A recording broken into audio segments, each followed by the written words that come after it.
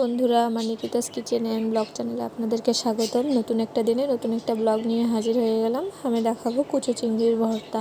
এই জন্য যে কুচো চিংড়ি নিয়ে নিয়েছি, কিছুটা রসুন, তারপরে আমি এটার মধ্যে আলু দিব, এই জন্য আলু নিয়ে নিয়েছি, আর শুকনা মরিচ ঝাল ঝাল করে ভর্তাটা করব, এই জন্য নিয়ে নিয়েছি বেশ কিছুটা শুকনো মরিচ। আমি সবগুলো তেলের মধ্যে সুন্দর করে ভেজে নেব।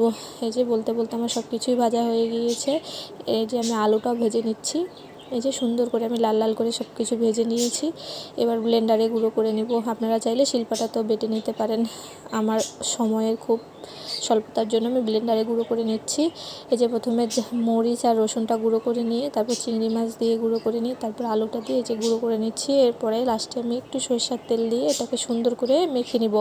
এরকম ভর্তা হলে এক থালা ভাত নিমিশেই শেষ হয়ে যাবে। কার কার জিভে পানি আসছে অবশ্যই বলবেন বন্ধুরা। আর ভিডিওটি ভালো লাগে থাকলে অবশ্যই শেয়ার করে দেবেন। ধন্যবাদ বন্ধুরা, সবাই।